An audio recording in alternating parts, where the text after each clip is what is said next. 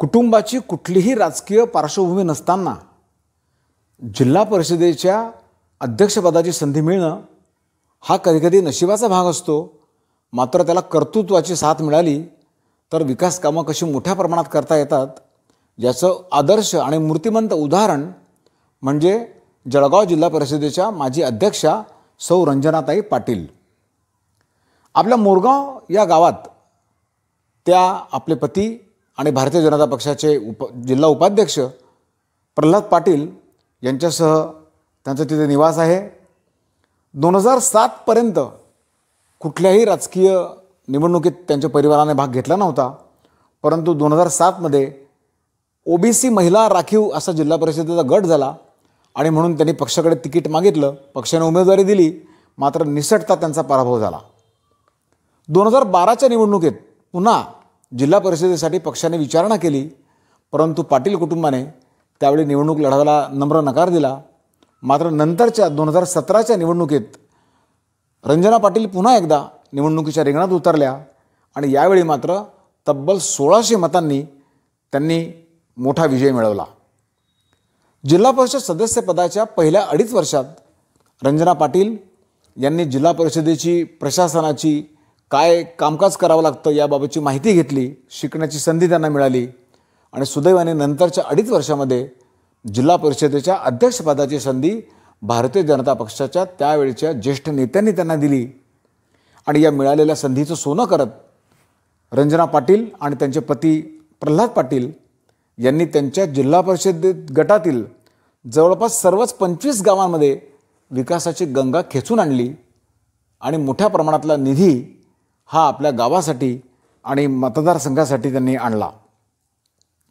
आपल्या जिल्हा परिषद गटासह संपूर्ण जिल्ह्यातच त्यांनी बंधारे, सिंचन व्यवस्था, शाळा खोल्या, आरोग्य केंद्रांच्या खोल्या, डिजिटल शाळा उभारणी, शाळा आणि अंगणवाडीसाठी खोल्यांचं बांधकाम, संरक्षक भिंती, सोलर लॅम्प, पेव्हर ब्लॉक, गावजोड रस्ते, हायमास्ट लॅम्प अशा विविध सगळ्या प्रकारच्या कामांसाठी त्यांनी निधी खेचून आणला आणि असं म्हणता येईल की त्यांच्या एकट्या मोरगाव खिरवड या जिल्हा परिषद गटासाठी त्यांनी विविध माध्यमातून 50 कोटी रुपयांपेक्षा जास्त निधी त्यांनी आपल्या गटासाठी आणला आणि आपल्या जिल्हा परिषद गटाचं रूपच त्यांनी बदलवून टाकलं। काही जिल्हा परिषद गावांमध्ये त्यांच्या गटातल्या काम करायला जागा नाही, काँक्रिटीकरण, गटारी वगैरे ही कामं करायला आता जागा नाही, इतक्या मोठ्या प्रमाणात कामं मागच्या 5 वर्षामध्ये या जोडप्यानं, या पाटील कुटुंबानं या त्यांच्या गटामध्ये केली आहेत। त्यांच्या सौ रंजना पाटील जळगाव येथे जिल्हा परिषदेच्या अध्यक्षांच्या निवासस्थानात राहत असताना कोरोनाची महामारी आली होती। रावेर तालुक्यासह जिल्ह्यातील असंख्य ओळखीचे लोक त्यावेळी जळगाव येथे कोरोनाच्या उपचारासाठी विविध दवाखान्यात दाखल होत होते। अशा कठीण प्रसंगी रंजना पाटील आणि प्रल्हाद पाटील या दाम्पत्याने रुग्णांसाठी भोजनाचा डबा पुरवण्याच्या सुविधा त्यावेळेला सुरू केली। श्री प्रल्हाद पाटील स्वतः जाऊन त्या रुग्णापर्यंत तो डबा देत असत। शेकडो रुग्णांना त्याचा त्यावेळी लाभ झाला। अशा मानवतावादी दृष्टिकोन जपणाऱ्या सौ रंजना पाटील यांच्याशी आता आपण बातचीत करूया। नमस्कार। नवरात्रात नारी शक्तीच्या प्रेरणादायी कथा या मालिकेत आज आपण मोरगाव तालुका रावेर येथे जिल्हा परिषदेच्या माजी अध्यक्षा सौभाग्यवती रंजनाताई पाटील यांच्याशी चर्चा करण्यासाठी आलो आहोत। मॅडम नमस्कार। नमस्कार। 2.5 वर्ष आपण जिल्हा परिषदेचं अध्यक्षपद भूषवलं, पण हे सगळं करत असताना तुमची कौटुंबिक पार्श्वभूमी कशी होती आधीची, ती जर आपल्या सगळ्या श्रोत्यांना सांगा। कौटुंबिक असं होतं की मी ग्रामीण भागातून आलेली आणि एक सामान्य कुटुंबातून आलेली। राजकारणाचं मला काही लेणं देणं नाही किंवा माझा दूरदूरचा काही संबंध नाही। फक्त माझे पती पाटील साहेब आमचे पक्षाशी प्रामाणिकपणे असल्याने ते नेहमी पक्षाचे कामं करत होते। ते एवढंच मला माहिती होतं, दुसरं असं काही माहिती नाही का राजकारणाचं मी कधी बाजार सुद्धा आणायला गावात गेलेली नाहीये. तर मला म्हणजे खरं ह्या गोष्टीचे माझा काही कौसोकोस काय असतो तो माझा काही संबंध नाही. पण माझे पती, त्यांचा सपोर्ट आणि पक्षाने दिलेली मेहरबानी त्याच्यामुळे. तुमच्या माहेरी कशी होती परिस्थिती किंवा कौटुंबिक नाजूक स्थिती? होती. अच्छा. नाजूक होती. छोटस कुटुंब. आम्ही 2 बहिणी 1 भाऊ, आई वडील आजी. एकदम बिलकुल अशी गरीब साधारण कुटुंब. आणि घरी आल्यावर ते भगवंताच्या कृपेने सासू सासरे, आमचं छान फॅमिली. बस.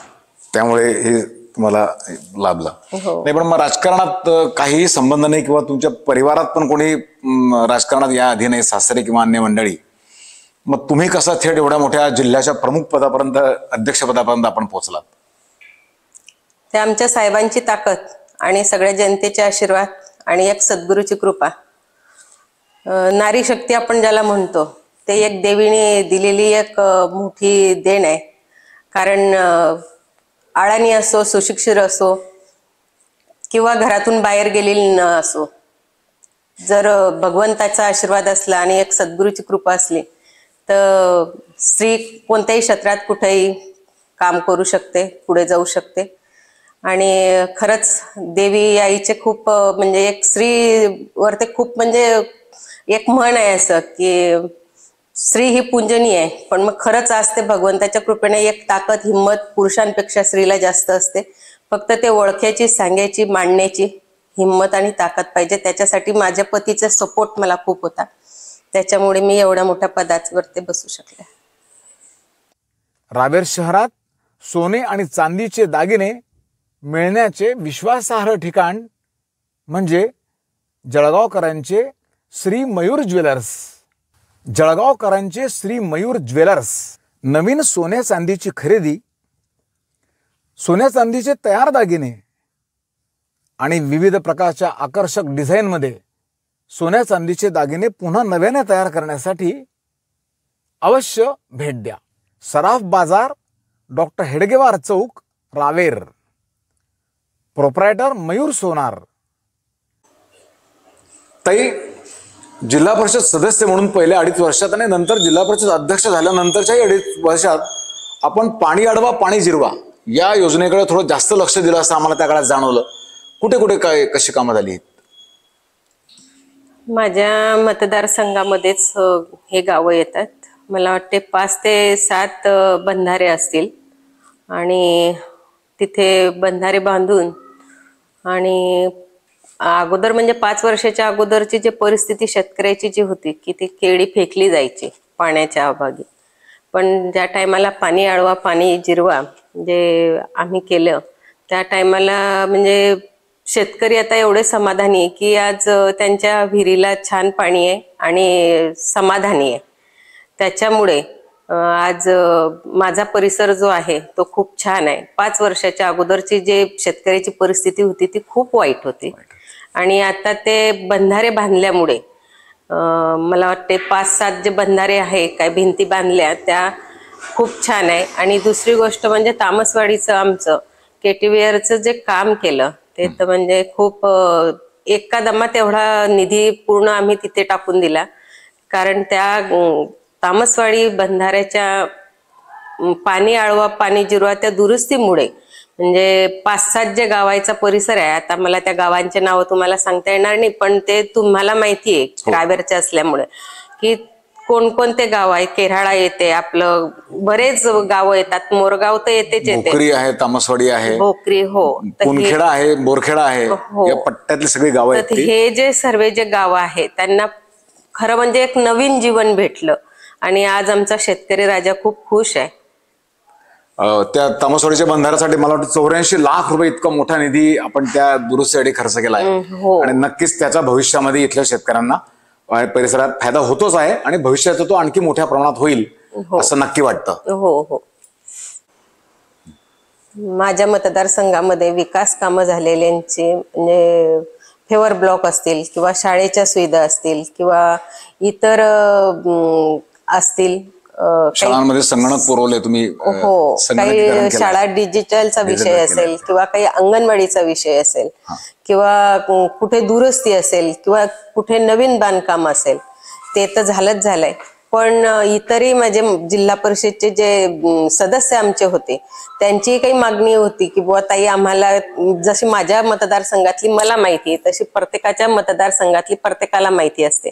त्यांनी जशी दिली तशी मी माझ्या करण्याचा प्रयत्न केला. तसा मी माझे इतरही बंधू बहिणी जे होते त्यांच्या सोबतही त्यांच्याही मतदारसंघामध्ये कामं केलेली आहे.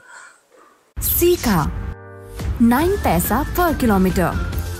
Heavy telescopic suspension, robust and sturdy design, eco-friendly and zero maintenance. Sika electric bike. Feel the emotion. जिल्हा परिषदेचं अध्यक्ष म्हणून काम करत असताना जिल्हाभर विकास कामं तर आपल्याला करायची होतीच, पण त्यासोबत आपला जो गट आहे या गटाचाही कायापालट करण्याचं काम त्या काळात तुम्ही केलंय. कुठल्या कुठल्या गावांचं उदाहरण ताई देऊ शकाल की काय काय कामं झालीत त्या काळात? माझ्या मतदारसंघामध्ये मला वाटते आपलं मोरगाव मध्ये मोरगावमध्ये. मॅडम, आपल्या गटामध्ये जेवढी गावं आहेत या सगळ्या गावांमध्ये पथदिव्यांचं म्हणजे लाईट आपण ज्याला रस्त्यावरचे म्हणतो त्याचं पण काम चांगलं झालं आहे. कुठले कुठले कसे काम आहेत ते?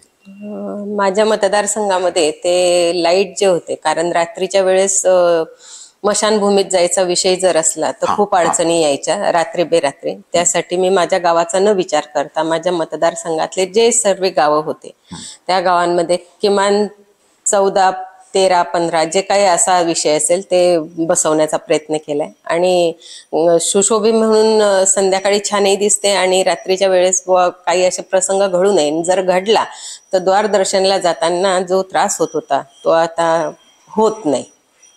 अच्छा. रावेर नगर परिषद रावेर जाहीर आवाहन: आपल्या घरी आणि परिसरात स्वच्छता राखा. घरातील ओला व सुका कचरा वेगवेगळा करा.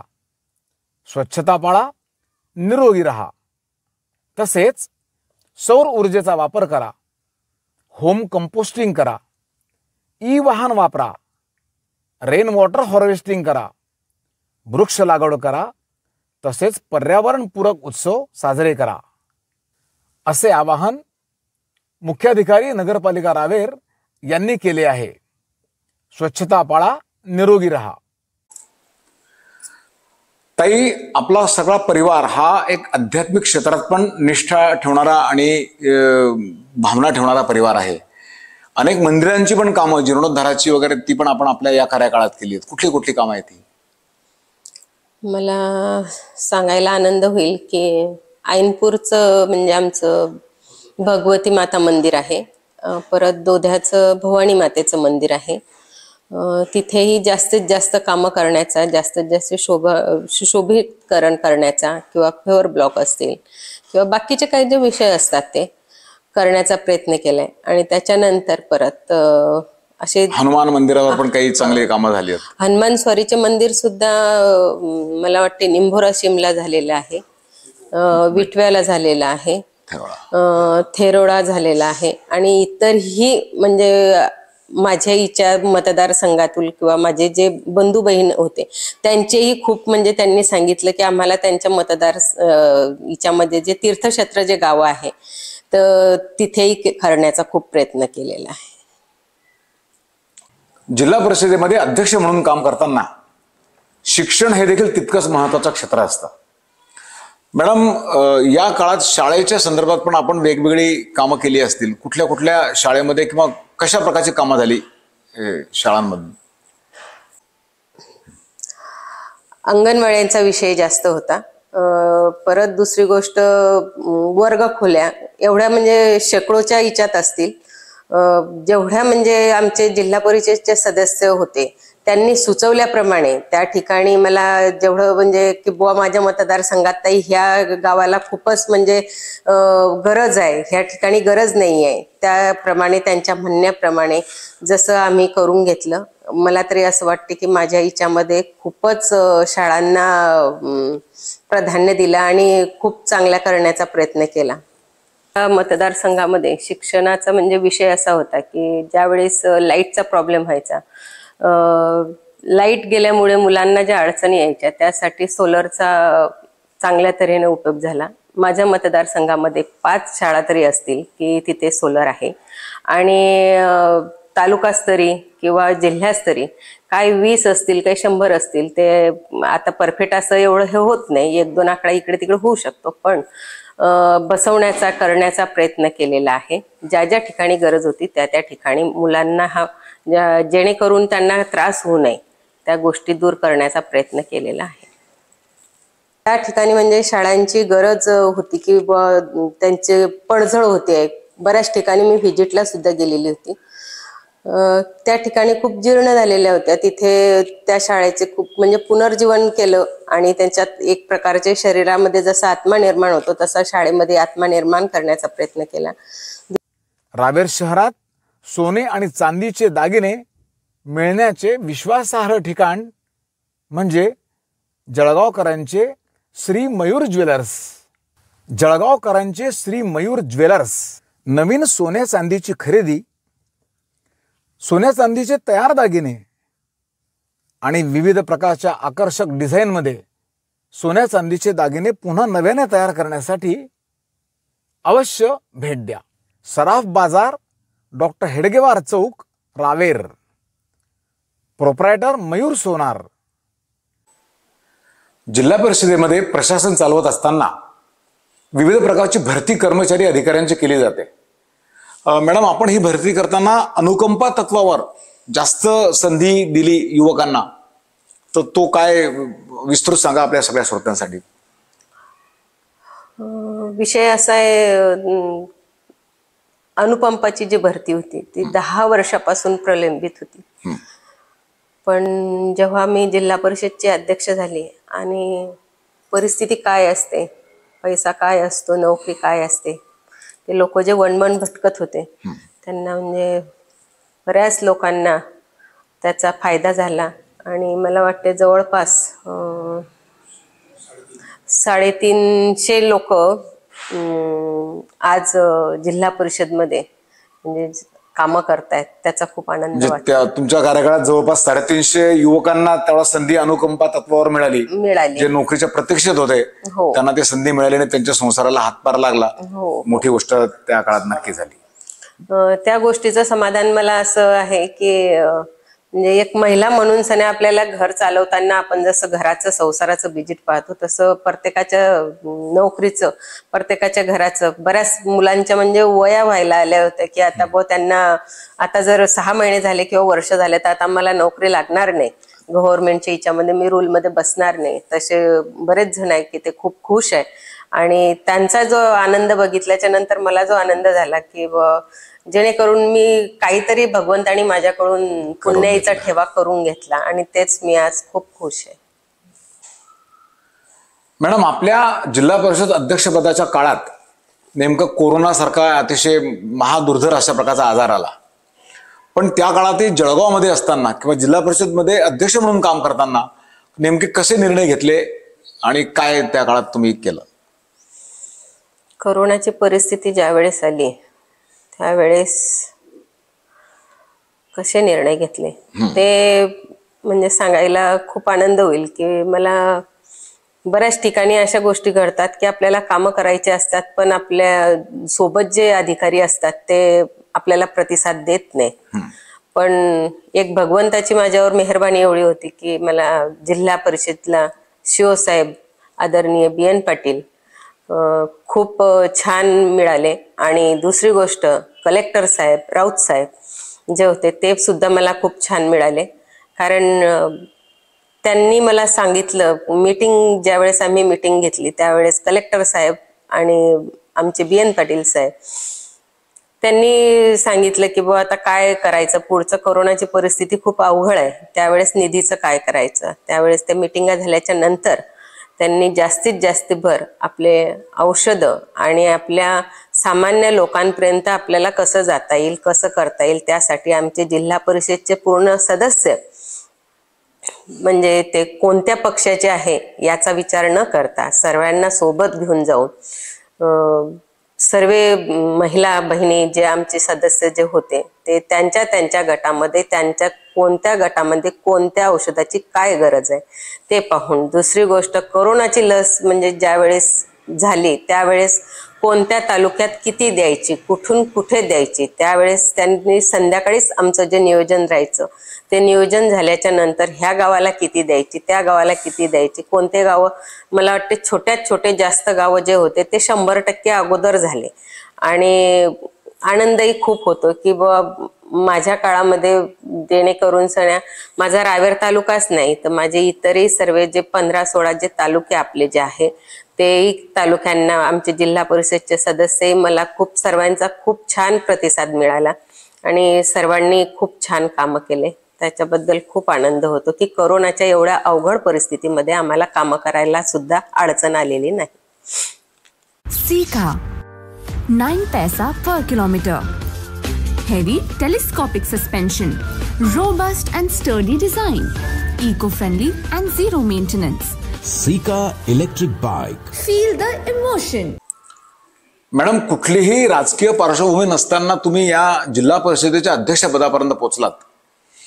मग त्या 5 वर्षाच्या काळात म्हणजे आधी सुरुवातीला जिल्हा परिषद सदस्य आणि नंतरच्या 2.5 वर्ष अध्यक्ष, कुटुंबाकडून कसा तुम्हाला पाठिंबा मिळाला, कसं होतं कुटुंबातलं वातावरण त्या काळात? सुरुवातीपासून ज्या टायमाला मी जिल्हा परिषद सदस्य झाले, खरं मला राजकारणातलं काही माहिती नव्हतं, मला राजकारणात यायचं नव्हतं. पण काही एक नशिबाचे खेळ असतात. आमच्या साहेबांनी सगळं पेरलं आणि ते माझ्या पुढ्यात आलं असं म्हटलं तरी चालेल. आणि जिल्हा परिषद सदस्य झाली. मी पहिल्यांदा ज्या टायमाला मीटिंगला गेले त्या टायमाचा माझा अनुभव असा होता की मला माझ्या डोक्याच्या वरतून गेलं, मला काही कळलं नाही. काय जिल्हा परिषद काय आहे, ग्रामपंचायत काय, मला काही कल्पना नाही, काही माहिती नाही, कारण मी कुठे गेलेलीच नव्हते. आणि मी घरी आल्याच्या नंतर म्हटलं मला याच्यात जायचं नव्हतं, मला काही कळत नाही. तरी पण ते आमच्या घरी साहेब बोलले, अरे नाही तो काही एवढा विषय नाही, तो करूया बघूया. दुसऱ्या मीटिंगला मी ज्या टायमाला गेली त्या टायमाला मला काहीही झालं नाही किंवा मी कुठे धडपडली पण नाही. म्हणजे मला पूर्ण माहिती झाली हळूहळू. आणि जसं एक स्त्री शक्ती म्हणून सगळं जे बळ असते की ते आपल्याला करायचंच आहे, ते आपल्याला करावंच लागणार आहे, ते आपण करणारच आहे, तो मी निश्चय केला. आणि त्या दिवसापासून मी जिल्हा परिषदचे सदस्य म्हणून मीटिंगमध्येही घाबरली नाही किंवा मला भीतीही वाटली नाही. आणि भीती हे माझ्या डिक्शनरीत तर नाहीच आहे, कारण एक देवी शक्ती जर भगवंतानी प्रत्येक महिलांना जर दिलेली असेल तर ते हे दिलेली आहे की आपण आपल्या नजरेने समोरच्याच्या मनातलं ओळखू शकतो. आणि ही एक देवी शक्ती आहे. आणि मला असं वाटतंय राजकारणात महिला असो किंवा इतर ठिकाणी कुठेही कामं करताना त्यांनी जर ह्या देवी शक्तीचा वापर केला तर त्यांना हे भविष्यात कुठेही अडचण म्हणून येणार नाही. कारण समोरच्याच्या मनात जे चालते ते फक्त एक स्त्रीच ओळखू शकते, पुरुष नाही. त्याच्यासाठी मला एक सगळ्या बहिणींना सांगावंसं असं वाटते की कोणत्याही क्षेत्रात जा, कोणतेही अधिकारी असत, कलेक्टर असत, सीओ असत, कोणीही असो, न डगमगता, पोलीस असो. आता साधारण बऱ्याच महिला पोलीस दिसलेत की घाबरतात. मलाही पहिल्यांदा धडकी वाटत होती, पण पोलीस ही एक पुरुषच आहे, कशाला त्याला घाबरायचं, तोही आपल्याला मदत करतोय. फक्त ते जे भावना आहे ते आपल्याकडे ते देवी शक्ती भगवंतानी जे देवीने जे देण दिली ती एक नजर आहे. आणि ते आपण दादाच्या मनात काय चाललंय, समोर जे दादा माझ्याजवळ बसले त्यांच्या मनात माझ्याबद्दल काय भावना आहे, त्या ओळखण्याच्या भावना ह्या आपल्या नजरेत असतात. आणि त्या जर अचूक ओळखता आल्या तर मला नाही वाटत की कोणतीही स्त्री अडाणी असो किंवा शिकलेली असो कुठेही थांबेल किंवा कोणाच्या अडचणीमध्ये येईल. ते फक्त एवढं सगळ्या बहिणींनी जर लक्षात ठेवलं तर मला असं वाटते खूप छान आहे आणि ओळखू शकता आणि आपला मार्ग आपला मोकळा होऊ शकतो. मॅडम, एवढी मोठी जबाबदारी अध्यक्षपदाची पार पाडत असताना कुटुंबाची पण ओढाताण झाली असेल. तुम्हाला 2 मुली 1 मुलगा आहे. तुमचं कुटुंब एक म्हणजे तुम्ही मोरगावला पण राहतात आणि त्यावेळेस जळगावला पण तुम्हाला अध्यक्ष म्हणून निवास करावा लागला. कुटुंबाची ओढाताण झाली असेल ते त्या काळात तुमची नेमकी ना? हो, नक्कीच झाले. आणि मला माझ्या कुटुंबाकडून प्रतिसादही छान मिळाला. कारण मला 2 मुली 1 मुलगा आहे. माझ्या मोठ्या ताईचं लग्न झालं जिल्हा परिषद सदस्य असताना. परत दुसऱ्या ताईचं लग्न झालं आणि मला एका मुलीला मुलगी झाली, एका मुलीला मुलगा झाला. तारेवरची कसरत होत होती. आजी म्हणून तेही कर्तव्य होते, बायको म्हणून कर्तव्य होते, आई म्हणून कर्तव्य होते, सून म्हणून कर्तव्य होते, एक बहीण म्हणून गावाला आल्याच्या नंतर कर्तव्य होते, आणि एक भाऊबंदकी म्हणून सण्या आपल्या भाऊबंदकीतही जाणं तेही कर्तव्य होतं. पण एक देवी शक्ती ज्याला म्हणतो तेच हिच्यात मला परत सांगावं असं वाटेल की हिच्यात खरंच म्हणजे जे शक्ती आहे ते आहे, आणि एक सद्गुरूची कृपा आणि एक माझ्या पतीचे आशीर्वाद. म्हणजे आमचे पाटील साहेब सतत माझ्या सावलीप्रमाणे बऱ्याच ठिकाणी असं होते की प्रत्येक पुरुषांच्या मागे स्त्री असते, पण माझ्या बाबतीत तसं नाहीये. माझ्या बाबतीत उलट आहे. उलट असं आहे की माझ्या पाठीमागे माझे पती आहे, त्याच्याने मला खूप आनंद आहे आणि मी खूप खुश आहे. सुरुवातीपासून मी जसं बोलली की मी सदस्य होती, त्या टायमाला माझी ओळख माझ्या पूर्ण सदस्य लोकांशी झाली, सगळ्या बहीण भावांची ओळख झाली. त्यात म्हणजे ज्या टायमाला मी अध्यक्ष झाले त्या टायमाला लालचंद बाप्पू म्हणून नशिराबादचे आमचे भाऊ होते, त्यांचेही मला खूप प्रतिसाद खूप छान मिळाला. कारण एक भाऊ म्हणून सगळ्या त्यांनी त्यांचे कर्तव्य केले, तसे मी एक बहीण म्हणून आजही त्यांचे कर्तव्य निभवते आहे. आणि परत नंदूभाऊ महाजन असतील किंवा परत मधुभाऊ काटे असतील आणि इतरही पक्षाचे जे आमचे भाऊ आहेत ते म्हणजे नाना भाऊ असतील किंवा आरजी पाटील असतील, म्हणजे असं मला कुठेही काही अडचण आलेली नाही की मी इतरही पक्षाचे जे माझे बंधू बहिणी ज्या होत्या की त्यांच्याशी काही असं की हा राष्ट्रवादीचा आहे, हा शिवसेनेचा आहे, हा भाजपचा आहे, आणि कोणाशी म्हणजे असं आम्ही कधी वाद म्हणजे कारण आमच्या साहेबांचाच वादखोर स्वभाव नसल्यामुळे या गोष्टी खूप एक फॅमिली सारखी जिल्हा परिषद आमची पार पडली. आणि अधिकाऱ्यांचंही सहकार्य खूप छान होतं आणि सदस्यांचंही सहकार्य खूप छान होतं. भारतीय जनता पार्टीचे आमचे पाटील साहेब काम करत होते, त्यांच्यावरती विश्वास दाखवून पक्षाने तिकीट दिलं. त्यांच्या कामामुळे लोकांनी प्रतिसाद देऊन आम्हाला आशीर्वाद दिले, निवडून दिलं, आणि त्यांच्या सर्वांच्या आशीर्वादाने, एक माझे सासू सासऱ्यांच्या आशीर्वादाने आणि आमच्या पूर्ण फॅमिलीच्या आणि एक समर्थांच्या आशीर्वादाने मी ह्या मोठ्या पदावर ते गेले. आणि त्यांचा सपोर्ट जो मला राहिला आणि भारतीय जनता पार्टीने जो विश्वास दाखवला त्या टायमाला मी अध्यक्ष झाले आणि त्यांच्या पदाला मी कुठेही गालबोट न लागू देता व्यवस्थित पार पाडलं. जिल्हा परिषदेच्या अध्यक्षा म्हणून संपूर्ण जिल्ह्यामध्ये सर्व पक्षांना सोबत घेऊन विकासाची कामं करत असताना आपल्या स्वतःच्या जिल्हा परिषद गटामध्येही विकासाची गंगा आणि निधी अक्षरशः खिसून आणून या गटाचा कायापालट करण्याचं काम सौ रंजनाताई पाटील यांनी त्यांच्या अध्यक्षपदाच्या कार्यकाळात केलेलं आहे. हे आपण बघितलं. मॅडम, आपण या नवरात्रात अत्यंत व्यस्त असताना आपलं रावेर या आमच्या चॅनेलसाठी आपण वेळ दिला, श्रोत्यांशी संवाद साधला, त्याबद्दल मी मनापासून आपले आभार मानतो. धन्यवाद. नमस्कार. धन्यवाद. नमस्कार.